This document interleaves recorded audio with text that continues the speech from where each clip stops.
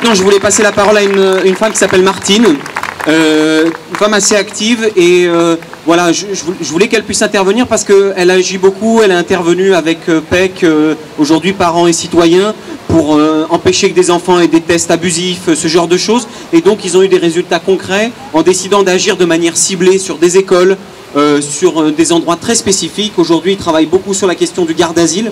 Donc voilà, je voulais qu'elle partage son témoignage, parce que c'est une femme très active et dont peut-être on peut s'inspirer dans les méthodes d'action. Donc, je fais partie du collectif Parents et Citoyens France. Et là, on est en train de se battre devant les collèges, à écrire aux élus, aux collèges, à la NSM. On voudrait envoyer une lettre à tous les organismes de docteurs pour les prévenir que les effets secondaires, nous les avons trouvés il y a 15 jours au niveau de l'Europe et des États-Unis. Ils ont envoyé sur des vidéos tous les effets secondaires. Parce que le gouvernement, c'est une chose évidente. Ils ont même caché le nom de garde d'asile. Les gens, quand je distribue les flyers, ne connaissent pas le nom de garde d'asile. Sitôt qu'on leur dit que c'est le papillomavirus, ah oui, HPV, donc là c'est parti. Mais garde d'asile, les gens, n'importe qui, citoyen lambda, ne connaît pas ce nom de garde d'asile neuf. On évite qu'ils aillent chercher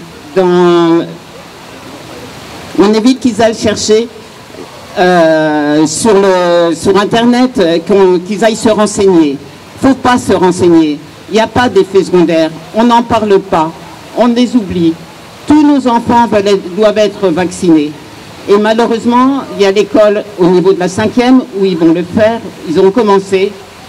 Mais il y a aussi les médecins qui le font de leur côté parce que les conseils de l'ordre les poussent à vacciner.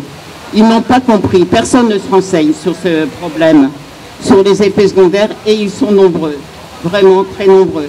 Alors, nous, on est là, si vous voulez, on a des courriers qui sont tout prêts. Si vous avez des problèmes avec votre collège, avec votre médecin, on peut très bien vous nous donner les coordonnées, on les acceptera sans problème et on enverra au nom du collectif un courrier anonyme, donc, pour ne pas vous mettre en danger auprès de votre enseignant ou de votre médecin.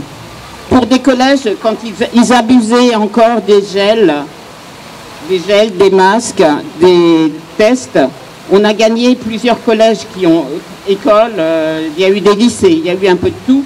Lizy-sur-Ourcq, Le Grand-Bourg, Privas, Besançon, Saint-Pierre à Paris, Saclay, Villeneuve-sur-Aubert, Andrézieux, La Roche-sur-Foron, Agry, Soyo, Nantia, Vire, Saint-Lô, Noisy-le-Grand.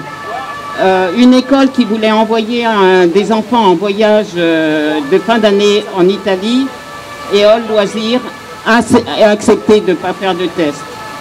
Une crèche à Vendeuvre-les-Nancy, un cabinet médical qui demandait que toutes les personnes qui viennent voir le médecin soient vaccinées, un med-service.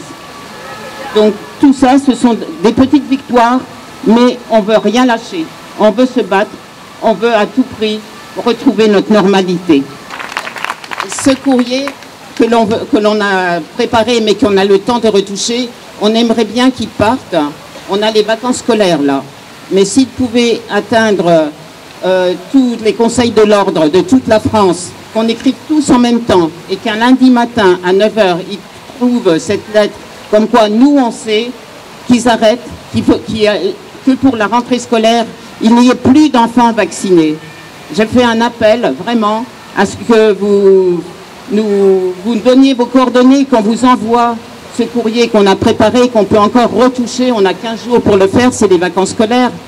Donc ça serait formidable si on pouvait écrire à tous les conseils de l'ordre de toute la France, tous en même temps, une même lettre. Voilà, merci.